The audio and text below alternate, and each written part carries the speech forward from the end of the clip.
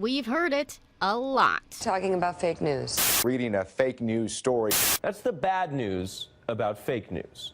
Today we've got a couple things we're going to be doing. And the journalism students in Dr. Barbara Smith's class at IPFW are taking note. How do we spot fake news? Dr. Smith has been teaching journalism for nearly 30 years, but fake news is only a recent addition to her curriculum. Fall 2016, during the presidential debates, we started incorporating fake news because we were hearing so much of fake news. Wrong. That is absolutely wrong. Proved over and over again. Wrong. The idea of fake news isn't a new one. Just go back to the late 1800s and you can find plenty of examples of propaganda stretching the truth. But what has changed is technology and how so many people get their news from social media like Facebook and Twitter.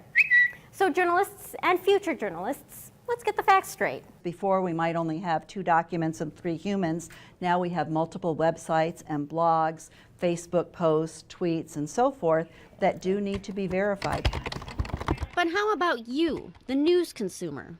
We still don't understand very well the interaction between the factors that make us pay more attention to some information than others, or that makes us vulnerable to misinformation. Dr. Filippo Menser and his team of researchers at Indiana University in Bloomington have been studying how fake news travels through social media.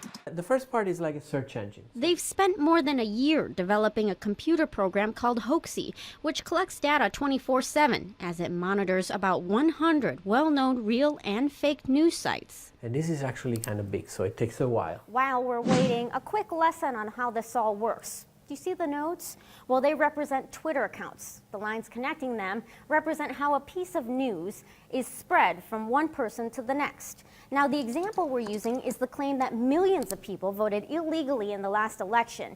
It's something President Donald Trump has tweeted cost him the popular vote. Here you see the number of people who were sharing the fake news and the number of people who were sharing the fact check. The fake news is shown in blue, the real in orange. The data collected is specific enough that it can show which public accounts tweeted the story, who retweeted it, and whose attention they might be trying to get. So let's see, both fact checkers and fake news are targeting that node. And so that node is Donald Trump. It's all helpful information that connects at least some of the dots as to how fake news is spread between us humans. We believe that it is a problem, and in order to solve it, you have to understand the problem. Now, there's still plenty of research and data to be collected and analyzed, but Dr. Menser hopes one day it can lead to some solutions on stopping the spread of fake news. If it helps sometimes to try and figure out, how this piece of fake news became popular, who started it, and who spread it? Well, now you have a tool where you can ask those questions. We have to keep digging. Until then, it's a good lesson for us journalists and future journalists to always be searching for the truth. You are the gatekeeper between news and the general public. You have to be the ones to get it right. And that goes for the rest of you news consumers too. We can't just rely on what someone posted or what someone reposted, even if the source has been reliable in the past.